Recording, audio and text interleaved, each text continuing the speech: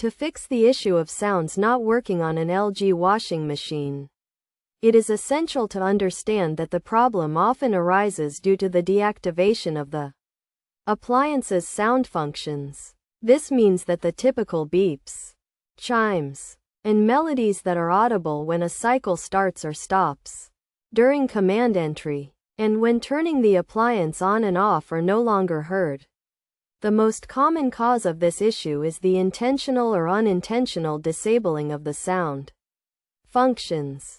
To resolve this, one can try reactivating the sounds by ensuring the LG washing machine is turned on.